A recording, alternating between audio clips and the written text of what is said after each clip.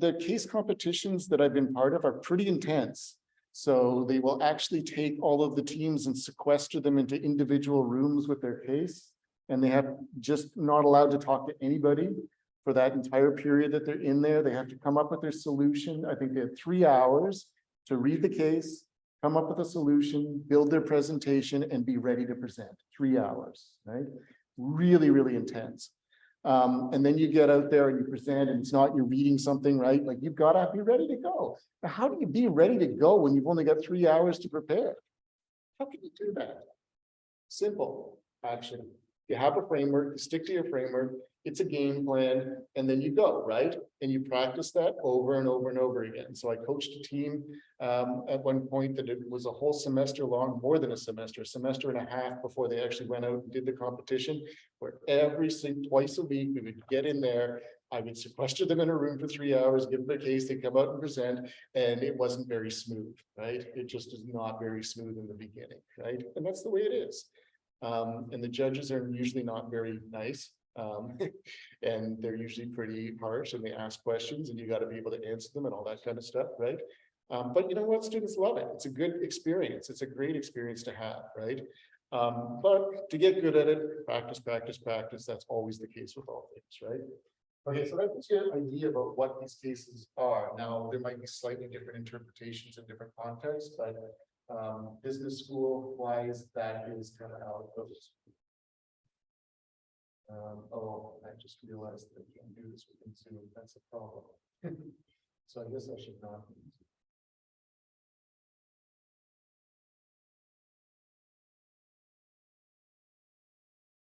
Okay, there we go. All right, so a case solution, I said you have to have a framework, all right? Here's a very general framework that you would have, right? So you could think of this in terms of being the structure for your analysis, but also the structure for your presentation, okay? And if you go onto YouTube and Google case competition and go watch a bunch of examples, you'll probably see that they kind of follow this particular pattern. And it's helpful because in a competition, you're being judged. The judges are expecting to see certain things. They've got a rubric, and actually, sticking with that plan is therefore useful because you make it easier on the judges to check marks to say, yes, you did it. Yes, you did it. Yes, you did it. Okay. I don't know if that's exactly how it's going to work. Is it next week, Ryan, that they're doing it? May 5th. Yeah, that's next week, right? Next Friday. But I have seen the rubric, and it's a very standard rubric that you would see in a case competition, right? And so the first thing you got to know is you got a problem statement, right? What are we trying to do here? What are we trying to solve? You don't really get to make that up, okay? It's given in the case. So you got to make sure that, a client wants something. You're supposed to deliver on that, not say, yeah, you know what you want is not right. We're going to go and do something else here, right? However, you are able to sort of redirect the client, right? So this is like consulting. So client wants something, right? And you sort of go through their problem and you go, you know what? The essence of what you're trying to do is make more money. And I think that perhaps the way that you're thinking about doing it isn't really ideal. I'm going to present you with an opportunity, but you got to show them, right? We need to show them a solution that would convince them that they should follow a particular pattern. And so that's why we first need criteria, right? How do we know that we solved the problem unless we have criteria? Okay, something measurable, something observable. You got to prove it, right? We can't just say, yeah, we think that worked well. No, we got to show it that it works well, right? And so that's the first thing you got to do. We have a problem. What would a solution look like? How do we know that we've arrived at a good solution? We need to know that. Okay, the next thing you do is you go through your option generation. So what are different ways we might go about this? The client said this, but maybe there's a couple of other options that we should explore. Which one of those, as we go through the analysis, leads to the best outcome according to the criteria that we've selected? And really, the criteria are ones that your client should care about, not just you personally, right? Okay. Yeah. Yeah, I mean, in a business school, and you'll see the examples that we do tonight, they could be anything. To be honest with you, it can be anything. Often it's, sort of like we want to generate more revenue. We want to generate revenue profitably. Which way are we going to make more money, right? So at the end of the day, business schools kind of focus on that. But if you were doing, say, a human resources type of a case, right? If you're an HR major or something like that, then it wouldn't be profitability. It'd be sort of, how do we manage this HR issue in our organization, right? So it can be anything, right? It really depends on that problem statement. The next part, analysis and diagnosis of the problem or evaluation of the alternatives. I don't want to go too deeply in here, but that's obviously complicated, right? You can spend a lot of time just talking about this idea of how do we diagnose a problem, right? See some simple examples, and then, you know, you've got your whole life ahead of you. Just work through more complex problems as you go. And then finally, you're going to present your solution and recommendation, right? And the expected outcome. So here's what we think you should do, and here's what will happen if you do it, right? Okay, so that's a basic thing. And as you see, I drew a bunch of arrows back and forth because nothing's ever particularly linear, right? You present it linear, but actually coming up with it is kind of like, wait, you know what? I think our problem statement isn't quite right, you know, or this option, well, we didn't think of that option, right? I mean, maybe we should go check that one out. Oh, that option actually has a better result. Maybe that should be. So there is a lot of back and forth, but you got to be quick, right? And so that's why you want to be very comfortable with categorizing information, using frameworks, coming up with a solution that's really, really concrete. And it's the same thing in consulting, right? So in consulting, you want to present things to someone, and the last thing you want them to hear them say is, well, I don't care about that, right? Like, that's not, I don't care about that, right? That's irrelevant to me. I just want to, you know, we want to make money here. How do we do that, right? And so you want to be really, really clear that your solution is solving the problem that they have. Okay, how to win in a case competition is slightly different than how do you solve a problem. Okay, so it is a competition, and you want to win means that you need to basically allow the judges no opportunity to take points off, right? Okay, so the way it usually happens, and I believe it's going to happen very similar next week, is they have a rubric, has a whole bunch of things. Have you shared that with them, Ryan? The rubric? Oh, okay, so they haven't seen the rubric? Will they? Yes. So yeah, when you see the rubric, you should always make sure, is our presentation doing all these things, right? Because the judges, you know, 8 minutes, one after another, after another, after another, right? They could see like 50 presentations in a day, right? So they're just, yeah, they did that. Yeah, they did that. Yeah, they do that, right? 3 hours later, they don't remember particular things, like how many times did they say, how many times, you know, they just want to make sure that you've ticked all the boxes. And then the rest, what will differentiate you, well, there's bad differentiation in the sense that they couldn't tick the boxes, then you're out of the competition, right? But they tick the boxes, they've got a few that they kind of tick most of the boxes, and they're pretty happy with those ones. How do we differentiate amongst those ones? It could come down to very simple things like the clarity of your speech, the confidence you have when you're presenting, your basic accuracy of your solution. And this can depend. I can tell you, like, I've seen a lot where I've seen solutions like of winning cases, and me knowing the theory behind things will go, that's a terrible solution, right? But who knows what happens there with the judges, right? But if you're confident and you're good at selling something, then I guess it doesn't matter if it's 100, if I agree or not, right? It only matters if the judges are buying it. Okay, and possibly even what you wear.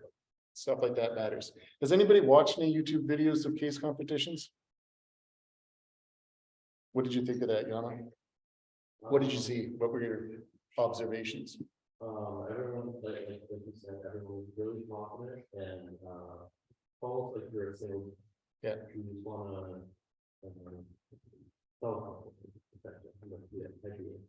Right.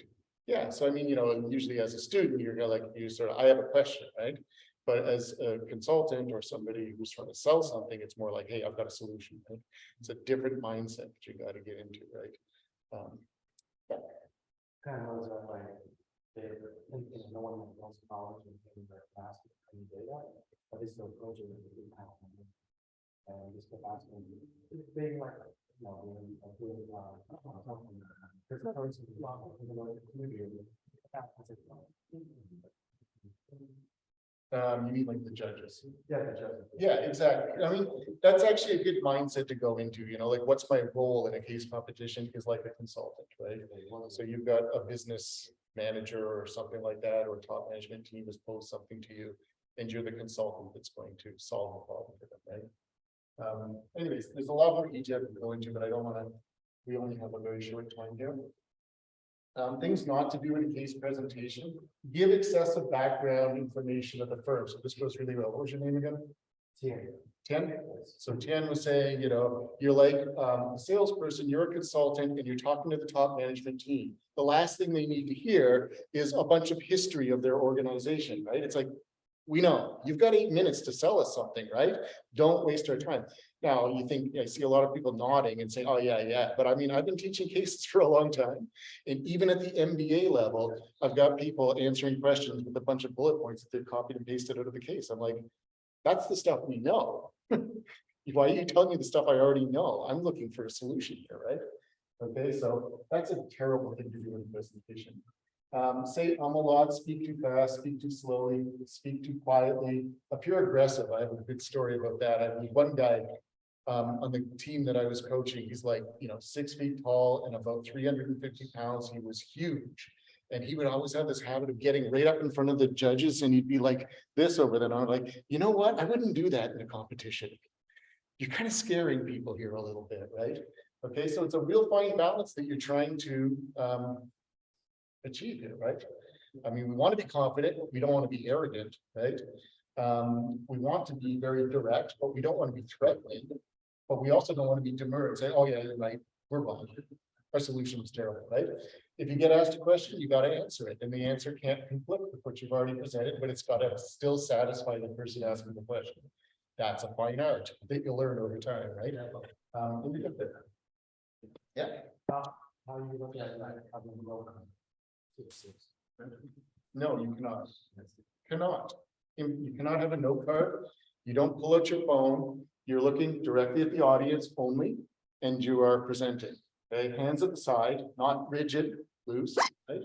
Okay, you can gesture, but don't gesture too much, right? Okay, it's a real fine balance. That's a whole art in itself. We actually have in the business school, I don't know if they have it here actually, but most business schools have a communications course specifically for this reason. So you spend a whole semester learning how to do that, right? I probably move my hands too much actually for a case competition. So there you go. Appear too proud or too timid. Forget that you're visible. Oh, forget that you're visible when you're not presenting. I remember this again. There was another one of the people on the team. She would get out, she'd present, she'd do quite a good job at presenting, and then she would step back and she'd be like this. And I'd be like, the judges can still see you, right? You're not talking, but the judges can still see you, and that's not a good look. Okay, you want to be just, like a robot almost.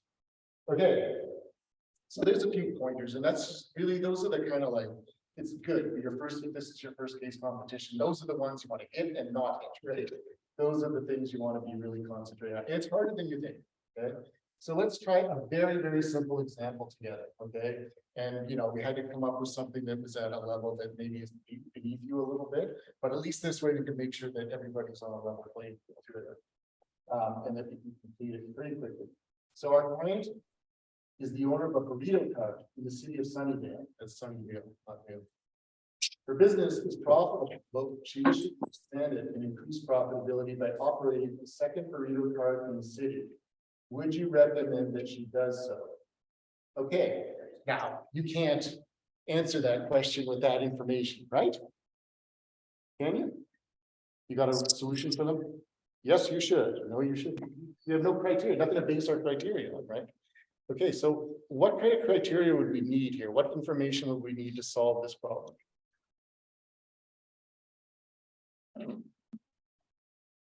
Because you notice, right? The question just says, if her business is profitable, but she wishes to expand it and increase profitability by operating a second burrito cart. So before we get into any kind of information, what would our problem statement be?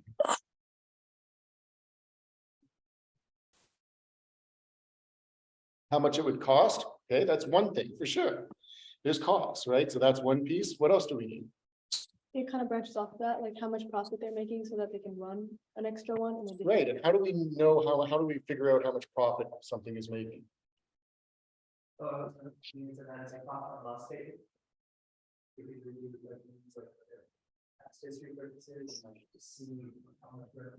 Okay, so we get some sort of sense of basically the economics of their business, right? Then we can get a sort of look and say whether opening another cart would be profitable or not. Okay, that's good.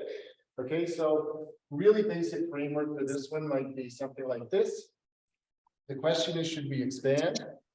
The information, and I'm going to hand out this now because you need this information. You really can't do anything without this information. Maybe just take one and pass it down the road behind you there. Hopefully it's not making. There you go, sir. You can circulate it around this table.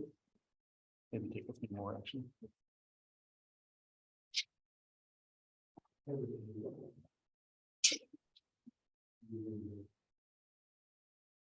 It's about the information that we obtained. Okay, and this is a little bit contrived, okay? So I mean, normally you should ask for this information and then it will be given to you, but I'm saving time here and just giving it to you, right? It might take a while before you're sort of comfortable knowing what you should ask for. Okay, so let's take a look at what's here. There's 2 clusters of food carts in Sunnydale, uptown and downtown, right? And so part of the information that we're given is location. There are actually 2 locations. And we kind of do that because, we kind of do that because, you know, she has a cart uptown and she wants to open a cart downtown, or at least she's sort of considering doing that. Our client charges a price of $5 per burrito and sells no more than 50 burritos per day. Is this important information? It's what are we going to use that information for? So the revenue is $250 per day. Okay. No more than $250 per day. Good. Okay. Yeah, sure. On average, one customer buys 1 burrito per day. What's that mean? Well, it makes sense. People don't necessarily buy 2 burritos, right? So 1 burrito makes sense. But there might be a relationship between the quantity sold and the number of customers, right? So we haven't talked about that yet. How many customers are we talking about? And actually, the next 2 lines give us some information about that. Prime hours of operation uptown are 11:30 to 1:30. Prime hours of operation downtown are 11 to 2. Those make sense as well, right? People don't buy burritos at 6 in the morning. They buy it around lunchtime. There are 100 customers per hour uptown and 200 customers per hour downtown per day. Variable cost for making 1 burrito is $1. What's a variable cost? Is that something you're familiar with? Say again? It's like the cost per unit to make 1 burrito. Right. Okay. So what's the profit margin on a burrito? How much money do they make by selling 1 burrito? $4, right? Okay. So we're getting our sort of heads kind of, you know, comfortable with this information. Fixed costs for operating a new burrito cart is $1,500 a month. Okay, so fixed costs, what are those? How is that different than a variable cost?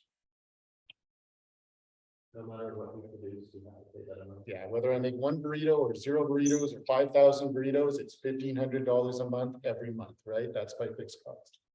Okay, and then for this case, upfront cost of getting the cart started, like a license, can be ignored because I don't know. I guess we always ignore legal stuff, right? Who cares about that? We'll just open it up first. Okay, and on the back, it gives you a little bit of a diagram, and sorry, this should be color coded, so that makes it a bit hard to look at, but I added some symbols in here so you can get a general sense. So uptown and downtown, what do we notice first right away? Difference between uptown and downtown. So there's more carts downtown, right? More food carts downtown. Okay, and that makes sense to us. Seems reasonable. And then what do we notice next after we realize that there are more carts in one place than the other?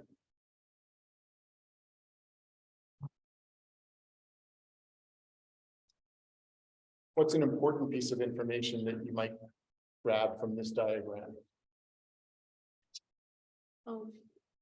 There's a lot more Mexican carts in downtown, and knowing that they're producing burritos, I feel like that's a lot more. Right, so I drew a little X to show the Mexican, because I don't know, Mexico, I guess. And there's only 1 cart right now uptown, so that's our client, right? That's our client's cart right there. And then downtown, there are 1, 2, 3, 4, right? 4 Mexican carts downtown, okay? So that's what we know from this diagram. Is there something else? I don't know. It tells you what other kinds of carts are down there as well. It also talks about empty slots. If there's no empty slots, then we can't open a new cart, but there's empty slots in both locations. What do we get from the pie chart on the front?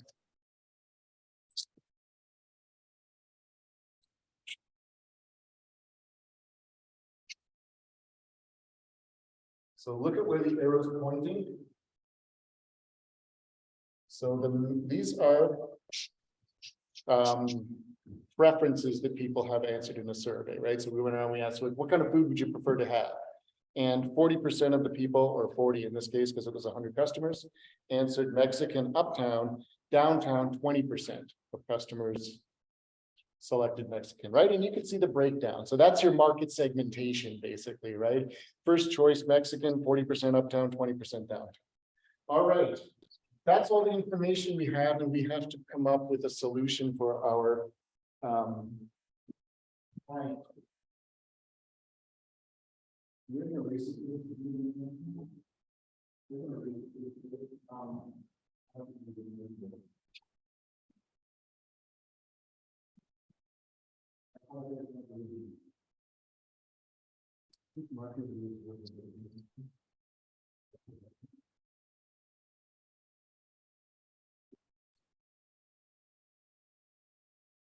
Okay, so now that's the information we're gonna have. Now, what are we gonna go for? What would a good solution look like?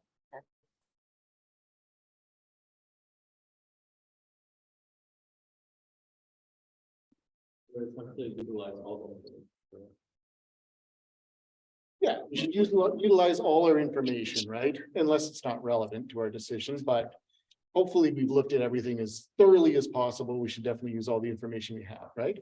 Okay, so this is all the information we have. But what would, like, once you could imagine, right? We're gonna have option 1, option 2, option 3. How do we decide which option we would recommend to our client? So basically, market and possibly how to live in markets or how many competitors there are about. Okay, so uptown, there are no competitors. In downtown, there's currently 4 Mexican cards, none of which are ours. So there are 4 competitors. Is this enough information to solve the problem for a client? In relation to market and. Okay, so, all right, so bringing in those 2 factors. Okay, so we're gonna have a couple of different factors coming in here, but then what's the bottom line? What's the bottom line that says this is the thing that's gonna really decide for us what option we're going to recommend? Profits. Which option is the most profitable, right? Okay, and yeah, it's related to demand, it's related to competition, all those kinds of things, right? Okay, so let's try and start figuring that out. Now, she, I believe, said she was looking to open a cart downtown, right? Okay, so how can we figure out how profitable a cart is downtown? What would you do first? Okay, let me give you this one. I do this in all my classes because as simple a formula as it is, everything in business relates back to it.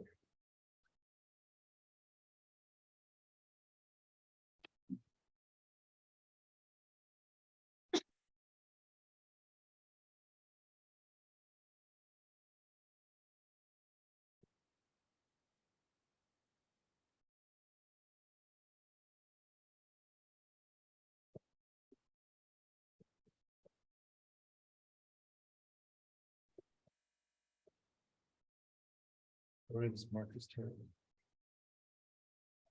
As they all are, they last about 3 days and that's it. But you get the idea. Okay, so price times quantity, what's that? What's another word for price times quantity? Revenue.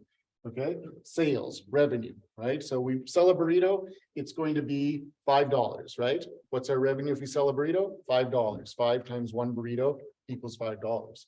Okay, but that's not profit because we have costs. What are our costs? $1 times the number of burritos we sell, plus our fixed cost, which was $1,500, right? Okay, so the answer that we give is the one that gives us the highest number here, right? That's what we're really looking for. She said she wants it to be profitable, and we can assume that more profitable is better than less profitable, right? Okay, so we've got this. Do we have enough information to start solving our problem? Or do we need to have options first? I wonder if we need the options first. This is where you go back and forth, right? She's proposing to open a cart downtown. So maybe, should we start with that? Does that make sense? You were going to say something, Ken. No. Okay. I've confused him. Yep. On the back, it shows uptown with 1 Mexican location. That's the client's. That's us. That's us. Yeah. And then downtown, this is without ours, like without the new one? Correct, there's nothing there, right? But there are 4 Mexican restaurants there, as well as a bunch of others, and some empty spots where we could put another Mexican So place if we wanted. If we did open one, it'd be 5. That's true, that's true, yeah, good observation. I know it's hard to see, right? Yeah, I think it's just my glasses. No, it's really hard to see. Can you see back there, Vega? You're almost in the back. You can see okay? Yeah, all right. Okay, so we're gonna try and figure it out. So should we just go ahead and start trying to figure out how profitable a new cart downtown will be? Is that a good start? Should we check out if she's open store downtown or if the restaurant typically has to be. Okay, so I'm not on your team, all right? So you're gonna have to discuss with your team and figure out, so what do you think, team? What's your name again? Amir, what do you think about Amir's idea? What is your idea again, Amir? Should we try and generate some options first? Yeah, to check out the clients to see where exactly. Or. The information that she's given you is what you're getting. Yeah, so you gotta base all of your decisions on that. Okay, so you've got the information that you're going to get, and you have to solve this problem with that information. Yeah. Should we check the profit that she's making right now? Okay, you can do whatever you want, right? So sure, why don't we do that? So how much money is she making uptown with her cart right now? My marker's gone already. This is terrible. Try the blue one. Do you have any markers? Oh, you do. You got a black marker. Golden now. Okay, so let's do this together then. Uptown. We'll just say current. Oh, look at that. Beautiful.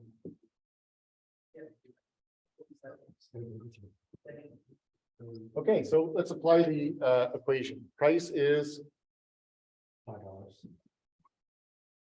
times quantity. Okay. Minus variable cost. Say again. 1 times the same quantity, obviously, 50. That's the fixed cost. 1,500. Okay. Now be careful. You want to get really comfortable with numbers. You've got your hand up, so you spotted the problem already. Go ahead. So fix my equation for me. What do I need to do?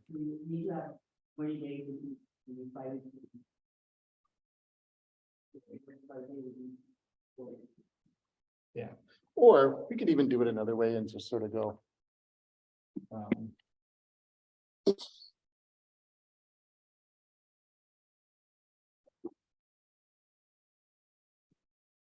Just let's do this part of it first if we wanted to, just because it's ugly when I write stuff into those little crevices, right? Okay, and then take out that 20. And so what's the profit that she makes in one day?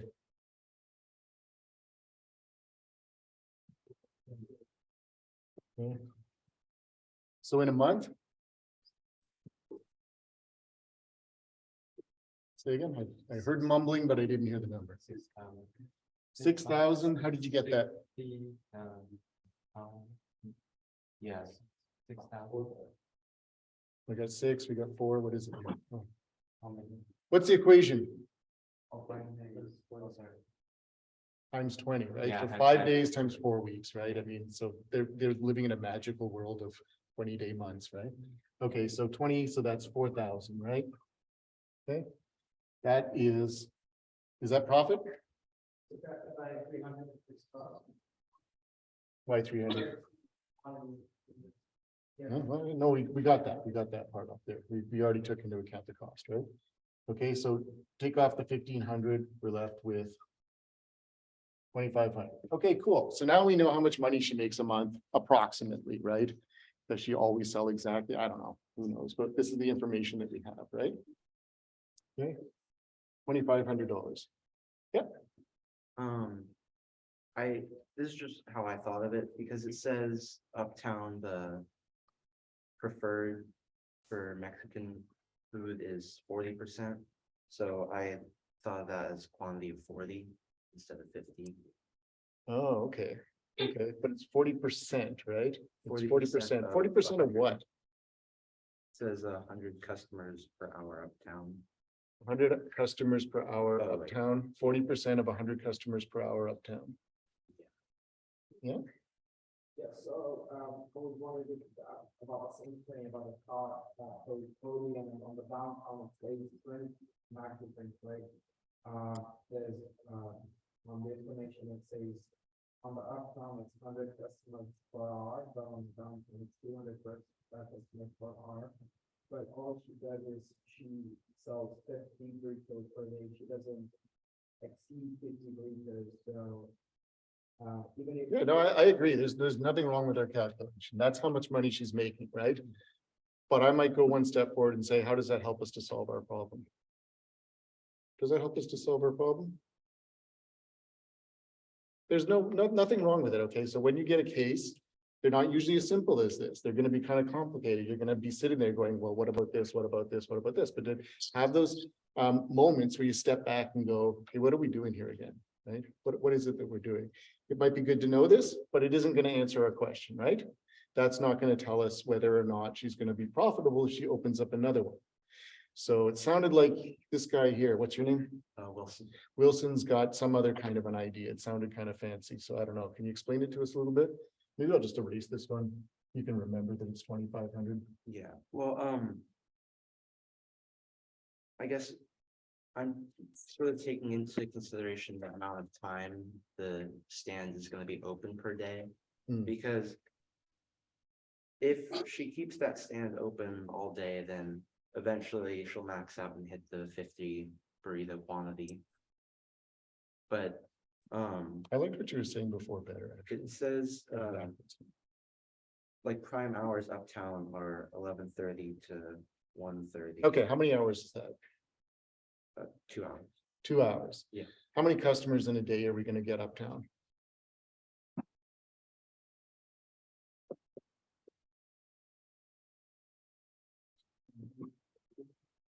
$100 per hour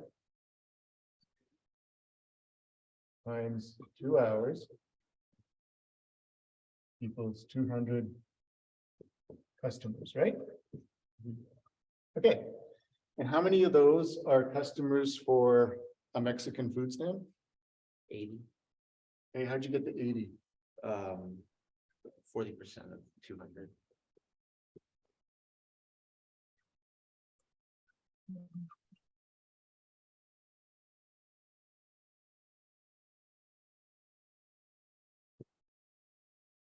Not Mexican customers, right?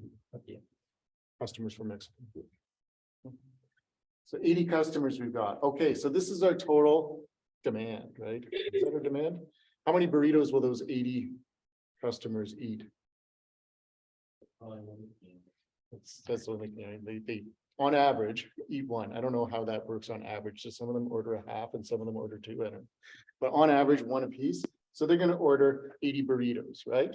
Okay, so think about this for a second. Now if you're a good business person, you should stop and say, wait a second, there's something kind of funny about this situation, right? How many burrito carts are there uptown? 1.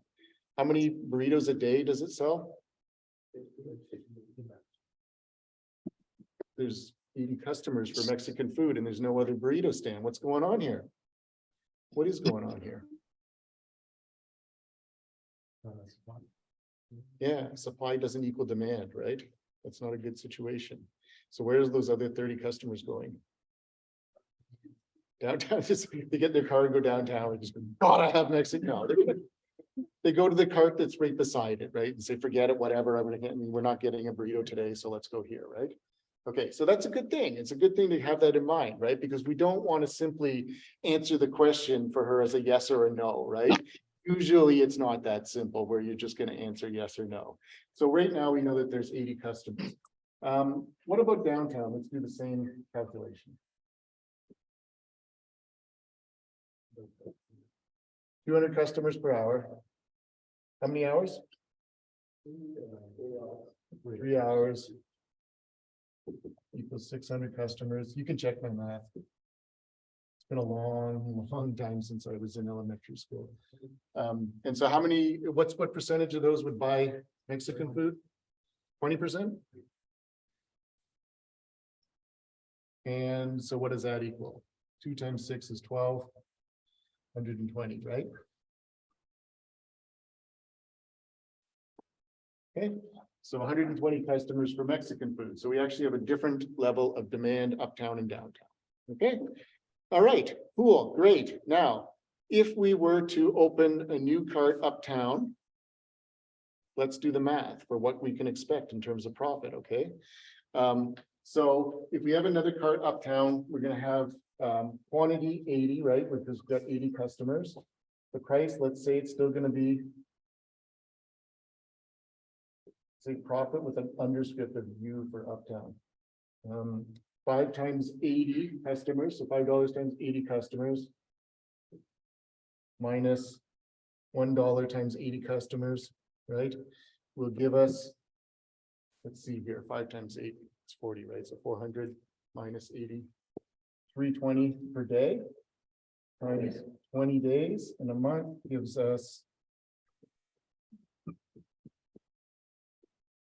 $6,400 in revenue, right? Or sorry, yeah, no, that's actually profit, okay? But it's not the full profit because we got to pay our bills, right? $1,500, so we got to take that off as well. Okay? So what does that leave us with? 4,900, right? Okay. And it's for 2 carts though, right? Yeah, you saw my mistake again. This guy's good. Yep. No, he didn't see my mistake. Okay, somebody else find my mistake. Why did you do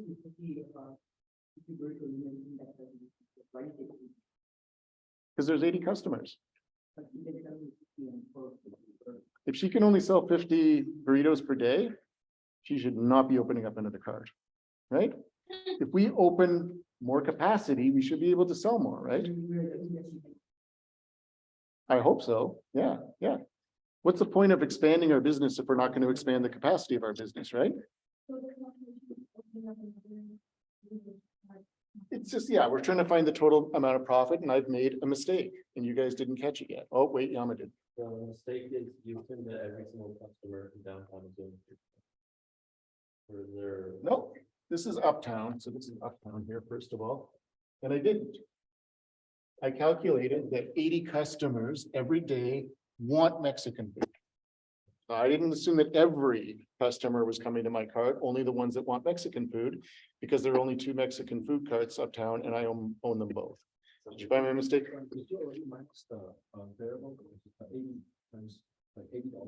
Yeah, so here, 5 times 80, so revenue was 4,000 or 400, right?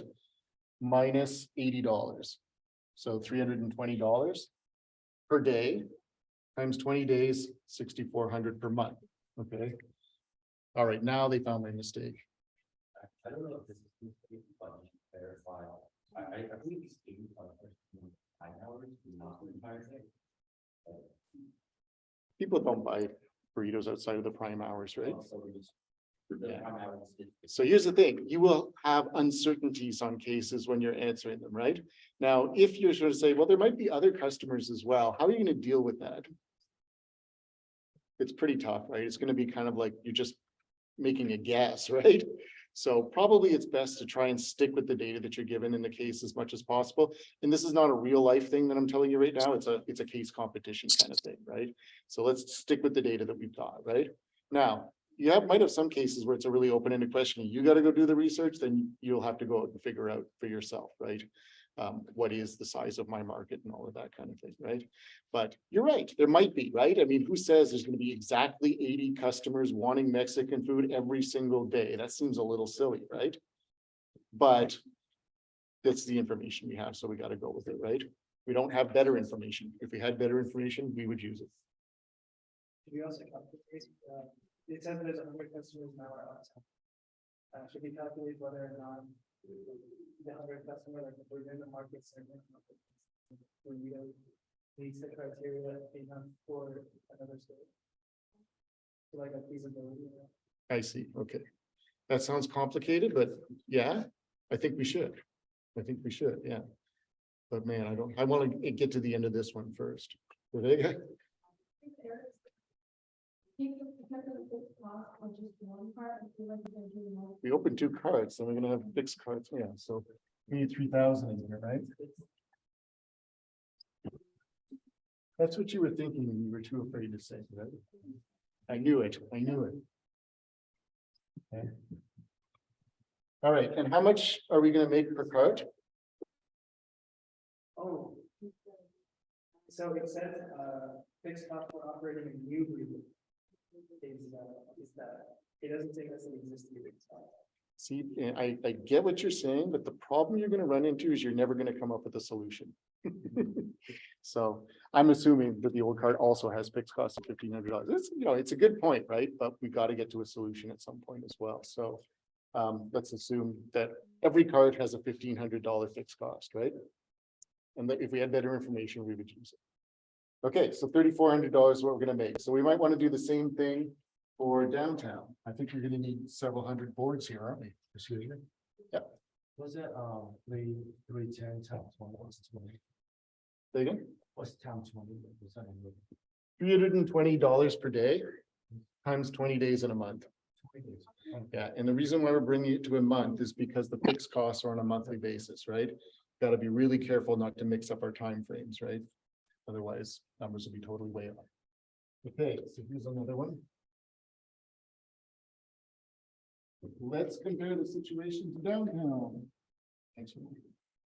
Maybe push that one all the way down there or something. All right, so downtown, let's start like we did before. How many customers do we have? 200 per hour. Let's get fancy now that we're kind of getting comfortable with the numbers. What percentage of the customers downtown want Mexican food? 11%. Where'd that come from? 20%, okay? So I'm gonna just put that in right at the beginning. So 20% of, how many per hour? You said it already, 200, 3 hours. Okay, so specifically customers for our carts will be 600 times 0.2, so that's. Am I right? How do I feel wrong? Is that right? Juan, you know, this time you say. 120. 600, yeah, you're right. We already calculated this thing. 120, okay. So our profit is the price. I'm gonna get fancy now, okay? We already know the margin, right? We know what a margin on a burrito is $4. Why go through all this nonsense? Let's just say $4 is our margin, okay? Times 120. Okay. And that's per day, so let's actually throw the 20 in here to make it per month. And then we can subtract off our fixed costs, right? What are our fixed costs gonna be?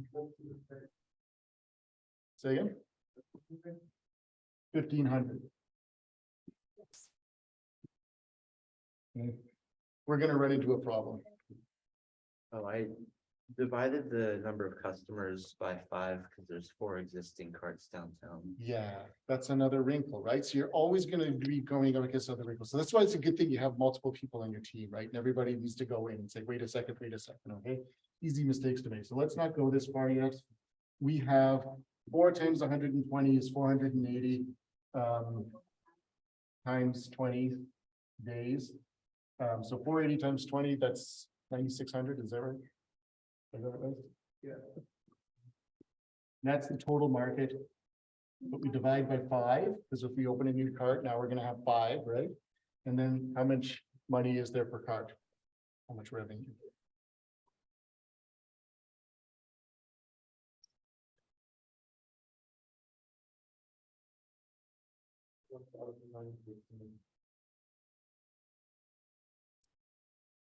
Okay.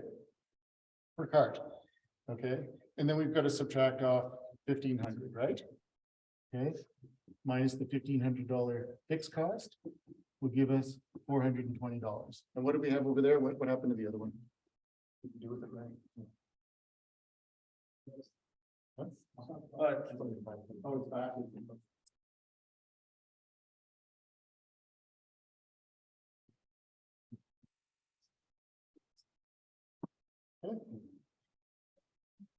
All right.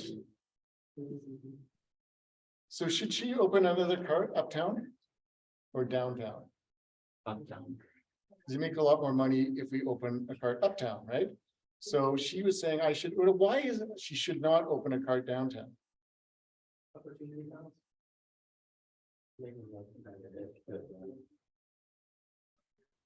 What's that? Why should she not open a cart uptown? Or downtown, sorry. It's okay, you have a number, so you can say it's less profitable, right? But why is it less profitable? You got more customers. Yeah, you're competing for every customer, you'll be the one. That's right, right? Unless there's something that's gonna make all those customers come to our cart, we're sharing all those customers with others, right? We don't own those other carts. Uptown, we got both of them. Those are both our carts, right? Okay, so are we done? No, why not?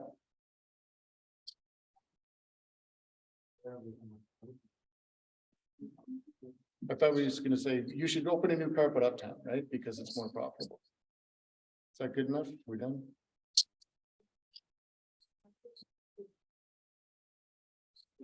Okay, so this will not win you the competition, okay?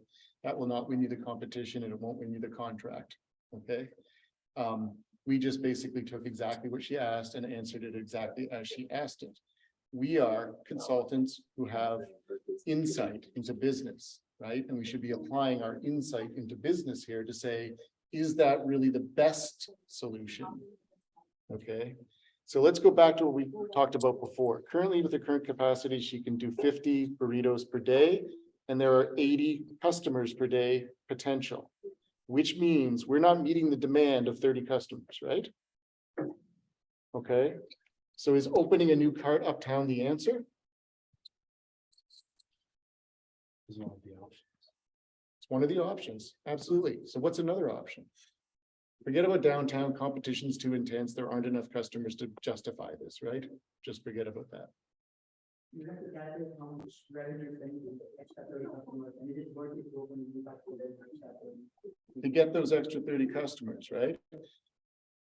You know, I would get away from the numbers here a little bit and say, you know, there's a $1,500 charge to opening up a new cart every single month, right? Is there any way that we could serve these additional 30 customers from our existing cart? Because if we did that, we'd be making a lot more money, right? So what do you think? Good idea? Don't open a new cart, just sell more burritos from your existing cart, right? Okay, but you're going now from 50 to 80, right? So that's an increase of about 60%. Is it realistic? Do you think she could do that? Maybe not, right? What's that? It's not the criteria she's asking. Not in the criteria she's asking for. And the way it says it says no one, I don't think it may be. Something we can look at. Yeah. I don't know, let's, try this. Okay, well, let's try thought experiments. This is always good, right? So everything that you think, always question it. Question everything you think. If you can develop that skill, you will develop critical thinking. Could she sell 51 burritos? No? Think about this. You're running a cart, you buy some ingredients, you make some burritos, right? And you make about 50. You can't make one more, that's just not impossible.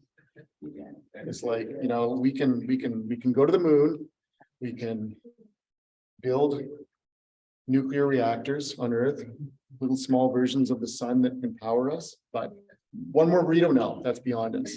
Can't do that, right? And then we're gonna have to add more costs on, right? Yeah, so I mean, yes, we can do that, and we're gonna have to analyze to see if that's worthwhile, but we don't have money for another. We don't know how much it's gonna cost to hire someone, right? Okay, so, but that's an option for sure, right? She's not gonna reach the she might reach it at 5 more maximum. So she could probably do more is what you're saying though, right? Okay, how many more would she have to do in order to make the same profit as she would opening another cart? That was too fast.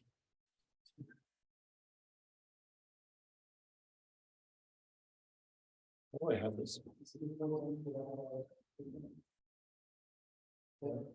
So this, we have to break out our algebra, aren't we?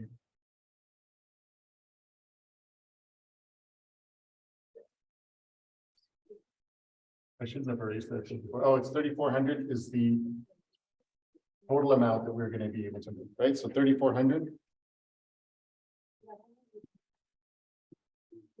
How many burritos do we need to sell from one cart in order to earn $3,400? You like that number a lot, don't you?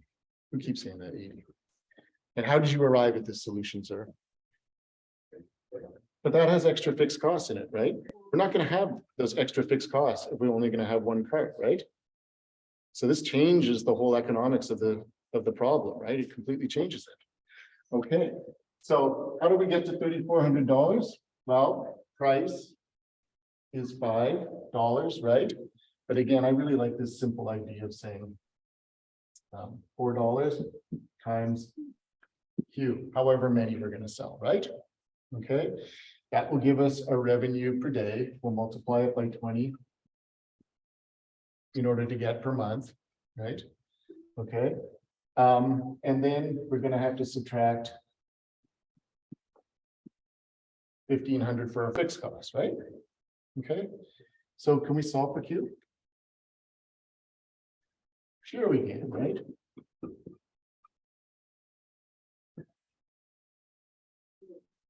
Who's got a calculator? This one I can't do in my.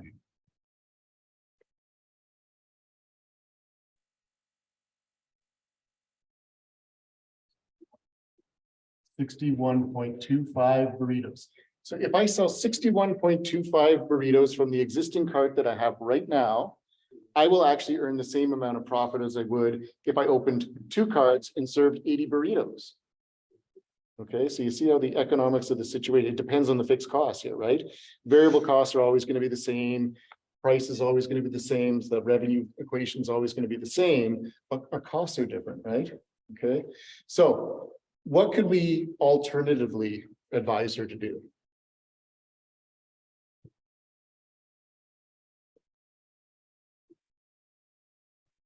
Yeah. Look into increasing capacity. Yeah. So wouldn't it be okay, right? Say you're going to go and present a solution to her, say, do you think you could sell 62 burritos from your existing cart? Is that a possibility? You think so? Because if you do, you don't need to open up another cart, right? You're going to make exactly the same amount of money, and you're not going to have the hassle of running two carts. And now I'm thinking, if we're running two carts, we're actually going to have to hire someone, aren't we? So these costs, maybe that's part of the fixed cost, right? The $1,500 fixed cost is the person we've hired to run that cart, right? Maybe that's what it is, but it's still a hassle, right? Why do I want the hassle of two carts when I could open one and actually sell less burritos and still make as much money, right? Okay, I'm not going to make any more money by opening up another cart. So if that's in the realm of possibility, it's a preferable answer, right?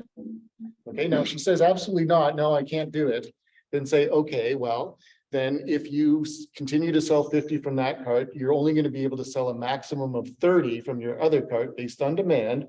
Here's what you're going to earn. You're not even doubling, right? So you've now doubled your capacity, but you're not doubling your return from that, right? Okay, that's not very efficient. Okay, does that make sense? So, you know, we could have done this maybe really neat and come up with a framework and all that kind of stuff, but usually it's pretty messy and you want to have a team and you want to be going back and forth, and that's the way it's going to be, right? So you have to make sure that you get really comfortable working with numbers quickly, right? And coming up with these kinds of solutions, double checking what you've come up with. And like I said, it's always the difficult thing, right? Like, how do we know if we're missing something? How do we know if we're missing something? If we're missing something, it means we don't know, right? So it's impossible, forget it. It's just luck if we happen to lock onto the right sort of frame of thinking. And if we don't, then we're not going to win the competition. No, you got to question every time. Question what you've done. Question your solution. Assume it's wrong. Assume what you've done is wrong. Okay, find the flaw in your own work. Not easy to do. Use your team members to find the flaw. Don't get angry. Listen to what they have to say. They may be wrong too, right? Okay, and that's how we can constructively use this kind of a situation to come up with the best possible answer, right? Okay, there could have been other answers, right? People were shooting other ideas out. We didn't analyze them. Maybe those are other answers, right? Maybe we could go out and find information and come up with a better solution, but this is the best solution that we can come up with the information that we have. Okay, where are we at, Ryan? Time wise, say again? Is it 5:15? Is that what you said? Yeah, okay. So I was gonna actually pass around and have you guys work in teams. So let's do teams of 3, okay? Randomly, gonna mix you up. You're gonna work with strangers, okay? So remember your number, 1. 550. Oh, 550. 550, yeah. So we have to go? Yeah, problems, yeah, not Okay. 515. Darn it, I was gonna do another problem with you guys. But yeah, you can share the problem. I'll email it to you got everyone and they could do it in their teams as practice. And yeah, I sent out the team emails. If you guys have more information about you, so you guys have more information about your teams. I don't know if you guys reached out to your teammates yet, but if you haven't, I highly encourage you to do so. But yeah, and have you guys done so far? Have you guys reached out to your teammates? Right. Yeah, okay, that's good. But yeah, is there more, are there more slides apart from the case? No, not really. There was just, yeah, there was just another problem that I worked through, but. Okay, I could send out the slides and Yeah, that'd hand be these great. out now and you could work on it on your own. I'd be happy to share solutions with you later as well. that'd be great.